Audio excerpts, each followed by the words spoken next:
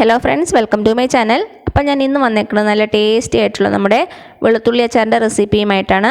നല്ല ടേസ്റ്റി ആയിട്ടുള്ള, അതേപോലെ തന്നെ നല്ല ഹെൽത്തി ആയിട്ടുള്ള നമ്മുടെ വെളുത്തുള്ളി അച്ചാർ. അപ്പം നമുക്ക് നമ്മുടെ അച്ചാർ എങ്ങനെ ഉണ്ടാക്കുന്നതെന്ന് നോക്കാം. അച്ചാർ ഉണ്ടാക്കാൻ വേണ്ടിയിട്ട് ഞാനിവിടെ എടുത്തേക്കുന്നത് 1/4 കിലോ വെളുത്തുള്ളിയാണ്. ഞാനിവിടെ എടുത്തേക്കുന്നത് സാധാരണ നാടൻ വെളുത്തുള്ളിയാണ്, അതിനാണ് കൂടുതൽ ടേസ്റ്റ്. പിന്നെ നമുക്ക് റെഡിയാക്കി വെക്കേണ്ടത് 3-4 പച്ചമുളക്, കുറച്ച് കറിവേപ്പില, 2 ഇഞ്ച് വലിപ്പമുള്ള ഒരു ഇഞ്ചിയുടെ പീസ്. ആദ്യം നമുക്ക് നമ്മുടെ വെളുത്തുള്ളി ഒന്ന് നന്നായിട്ട് വഴറ്റിയെടുക്കണം. അതിന് വേണ്ടിയിട്ട് ഒരു പാത്രം ചൂടാക്കാൻ വയ്ക്കാം. ഇപ്പം എന്താ, ഞാനൊരു പാത്രം വെച്ചിട്ടുണ്ട്. അത് ചൂടാകുമ്പോൾ നമുക്കിതിലേക്ക് കുറച്ച് നല്ലെണ്ണ ചേർത്ത് കൊടുക്കാം. അച്ചാറുകൾക്ക് എപ്പോഴും നല്ലെണ്ണയാണ് നല്ലത്. നല്ലെണ്ണ ഇല്ലെങ്കിൽ മാത്രം വെളിച്ചെണ്ണയോ സൺഫ്ലവർ ഓയിലോ യൂസ് ചെയ്യാം. ഒരു 1/4 കപ്പോളം ഒഴിച്ചു കൊടുക്കുന്നുണ്ട്. നമ്മുടെ എണ്ണ ഒന്ന് ചൂടായിട്ട് വരട്ടെ. എണ്ണ ചൂടായിട്ട് വന്നിട്ടുണ്ട്. ഇതിലേക്ക് 1 ടീസ്പൂൺ കടുക് ഇട്ട് കൊടുക്കാം. കടുക് പൊട്ടി വന്നിട്ടുണ്ട്. ഇതിലേക്ക് 2 വറ്റൽമുളക് കട്ട് ചെയ്തിട്ട് കൊടുക്കാം. കറിവേപ്പില ചേർത്ത് കൊടുക്കാം. ചെറുതായിട്ട് അരിഞ്ഞ് വെച്ചേക്കണ ഇഞ്ചി, അതേപോലെ തന്നെ പച്ചമുളകും കൂടി ഇട്ട് കൊടുക്കാം. ഇപ്പം ചെറിയ തീയിലിട്ടാൽ മതി, അല്ലെങ്കിൽ നമ്മുടെ ഇഞ്ചിയും പച്ചമുളകും പെട്ടെന്ന് അങ്ങ് കരിഞ്ഞു പോകും. ചെറുതായിട്ടൊന്ന് മൂത്ത് വരട്ടെ. ഇപ്പോൾ 1 മിനിറ്റോളം ഒന്ന് ഇളക്കി കൊടുത്തു. ഇനി നമുക്കിതിലേക്ക് നമ്മൾ വൃത്തിയാക്കി വെച്ചേക്കണ വെളുത്തുള്ളി ചേർത്ത് കൊടുക്കാം. 1/4 കിലോ വെളുത്തുള്ളി.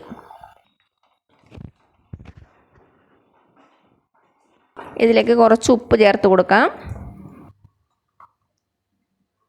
ഇനി മീഡിയം ഫ്ലെയിമിൽ വെച്ചിട്ട് നമ്മുടെ വെളുത്തുള്ളി നന്നായിട്ടൊന്ന് വഴറ്റിയെടുക്കണം. നന്നായിട്ട് വാടി വരണം. കുറച്ച് സമയം എടുക്കും, ഒരു 10-12 മിനിറ്റ് എടുക്കും നന്നായിട്ട് വഴന്ന് വരാൻ. അപ്പോൾ നമ്മുടെ വെളുത്തുള്ളി നന്നായിട്ടൊന്ന് വഴന്ന് വരട്ടെ. മീഡിയം ഫ്ലെയിമിൽ വെച്ചാൽ മതി. അപ്പോൾ നന്നായിട്ട് വഴന്ന് വരണ വരെ നമുക്ക് വെയിറ്റ് ചെയ്യാം. അപ്പോൾ അതാ ഒരു 5 മിനിറ്റോളം ആയിട്ടുണ്ട്. നമ്മുടെ വെളുത്തുള്ളിയുടെ കളറൊക്കെ ചെറുതായിട്ട് ചേഞ്ച് ആകാൻ തുടങ്ങിയിട്ടുണ്ട്. ഒരു 5-6 മിനിറ്റ് കൂടി നമുക്കൊന്ന് വഴറ്റി കൊടുക്കാം. അപ്പം എന്താ, ഒരു 10 മിനിറ്റ് കഴിഞ്ഞിട്ടുണ്ട്. നമ്മുടെ വെളുത്തുള്ളിയൊക്കെ നന്നായിട്ട് വഴന്ന് വന്നിട്ടുണ്ട്. നല്ലൊരു ഗോൾഡൻ കളറായിട്ടുണ്ട്. ഇനി ഇതിലേക്ക് നമുക്ക് പൊടികളൊക്കെ ചേർത്ത് കൊടുക്കാം. തീ നന്നായിട്ട് കുറച്ച് വയ്ക്കണം. പൊടികളൊന്നും കരിഞ്ഞു പോകാൻ പാടില്ല. വേണമെങ്കിൽ തീ ഓഫ് ചെയ്തിട്ട് ചേർത്ത് കൊടുക്കാവുന്നതേ ഉള്ളൂ. ഞാനിപ്പം തീ നന്നായിട്ട് സിമ്മിൽ വെച്ചിട്ടാണ് ചേർത്ത് കൊടുക്കുന്നത്. ആദ്യം നമുക്കിതിലേക്ക് മുളക് പൊടി ചേർത്ത് കൊടുക്കാം. ഞാനിപ്പോൾ ഇവിടെ കാശ്മീരി ചില്ലി പൗഡറും ചേർക്കുന്നുണ്ട്, സാധാരണ എരിവുള്ള മുളക് പൊടിയും ചേർക്കുന്നുണ്ട്.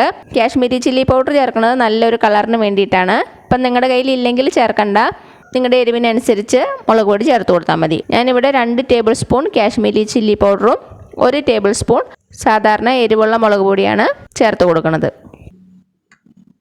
2 table spoon Kashmiri chilli powder, 1 table spoon എരിവുള്ള മുളക് പൊടി, 1/4 ടീസ്പൂൺ മഞ്ഞൾപ്പൊടിയും കൂടെ ചേർക്കുവാണ്. 1/2 ടീസ്പൂൺ ഉലുവാപ്പൊടി, 1/2 ടീസ്പൂൺ കായപ്പൊടി.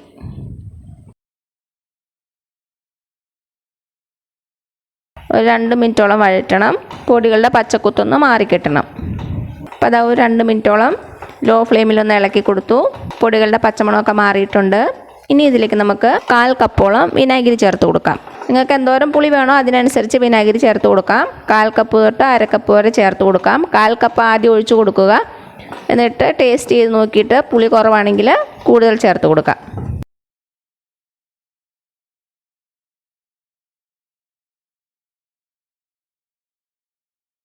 നന്നായിട്ടൊന്ന് മിക്സ് ചെയ്ത് കൊടുക്കുക.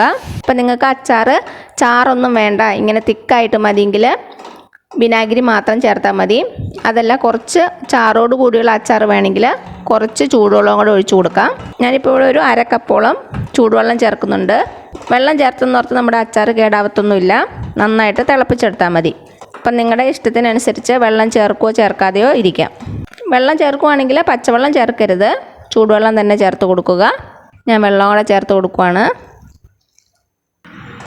നന്നായിട്ടൊന്ന് മിക്സ് ചെയ്ത് കൊടുക്കാം.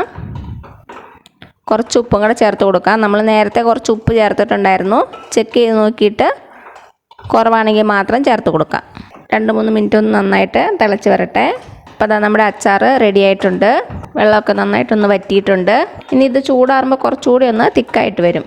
ഞാൻ ഈ ഒരു പരുവത്തിലാണ് തീ ഓഫ് ചെയ്യണത്. തീ ഓഫ് ചെയ്യുന്നതിന് മുമ്പ് നമുക്ക് കുറച്ച് ശർക്കര കൂടെ ചേർത്ത് കൊടുക്കാം. ടേസ്റ്റ് ഒന്ന് ബാലൻസ് ചെയ്യാൻ വേണ്ടിയിട്ടാണ്. ശർക്കര ചേർക്കുമ്പോൾ നമ്മുടെ അച്ചാറിൻ്റെ ടേസ്റ്റ് കൂടത്തേ ഉള്ളൂ. ഉപ്പും പുളിയും ചെറുതായിട്ടൊരു മധുരം ഉണ്ടാകുമ്പോൾ നല്ല ടേസ്റ്റി ആയിരിക്കും നമ്മുടെ അച്ചാർ. അപ്പം നിങ്ങൾക്ക് താല്പര്യം ഇല്ലെങ്കിൽ ചേർക്കണ്ട. ഞാനിപ്പോൾ ഇവിടെ ഒരു 1-1.5 ടീസ്പൂണോളം ശർക്കര ചേർക്കുന്നുണ്ട്. നന്നായിട്ടൊന്ന് മിക്സ് ചെയ്ത് കൊടുക്കുക. ശർക്കര ചേർത്തിട്ട് നന്നായിട്ടൊന്ന് മിക്സ് ചെയ്ത് കൊടുത്തു. ഇനി ഞാൻ തീ ഓഫ് ചെയ്യണേ. ഇനി ഇത് നന്നായിട്ട് ചൂടാറിയ ശേഷം വെള്ളമയമൊന്നും ഇല്ലാത്ത നല്ല വൃത്തിയായിട്ടുള്ള ഒരു ഗ്ലാസ് ബോട്ടിലിൽ അടച്ച് സൂക്ഷിക്കാം. ഇപ്പോഴേ യൂസ് ചെയ്യേണ്ട, ഒരു 4-5 ദിവസം കഴിയുമ്പോൾ നമുക്ക് യൂസ് ചെയ്താൽ മതി. അപ്പോഴാണ് ഇതിൻ്റെ ഉപ്പും പുളിയും മുളകൊക്കെ പിടിച്ച് നമ്മുടെ വെളുത്തുള്ളി അച്ചാർ നല്ല സെറ്റായിട്ട് വരുള്ളൂ. അപ്പോൾ അതാ ഇത്രയുള്ളൂ നമ്മുടെ ടേസ്റ്റി ആയിട്ടുള്ള വെളുത്തുള്ളി അച്ചാർ. എല്ലാവരും ഒന്ന് ട്രൈ ചെയ്ത് നോക്കണേ. എന്നിട്ട് അഭിപ്രായങ്ങളൊന്നും അറിയിക്കാൻ മറക്കരുത്. ഞാൻ ഇതിനു മുമ്പ് കുറച്ച് അച്ചാറുകളുടെ റെസിപ്പീസ് അപ്ലോഡ് ചെയ്തിട്ടുണ്ട്. അതിൻ്റെ ലിങ്കൊക്കെ ഞാൻ താഴെ കൊടുക്കാം. കാണാത്തവരൊന്ന് കണ്ടു നോക്കണേ. അപ്പോൾ എല്ലാവരും നമ്മുടെ വെളുത്തുള്ളി അച്ചാർ ട്രൈ ചെയ്ത് നോക്കുക. അപ്പോൾ ഈ വീഡിയോ ഇഷ്ടമായാലും താഴെ കാണുന്ന ചുമന്ന സബ്സ്ക്രൈബ് ബട്ടണിൽ ഒന്ന് പ്രസ് ചെയ്ത് സപ്പോർട്ട് ചെയ്യണേ. അപ്പോൾ അതിൻ്റെ തൊട്ടടുത്തൊരു ബെല്ലൈക്കൺ വരും, അതും കൂടെ പ്രസ് ചെയ്ത് ഓൾ എന്നുള്ള ഓപ്ഷൻ കൊടുക്കുക. അതേപോലെ തന്നെ ലൈക്ക് ചെയ്യാനും മറക്കരുത്. അപ്പോൾ ഇനി പുതിയ റെസിപ്പി ആയിട്ട് വരുന്നവരേക്കും thank you so much. By.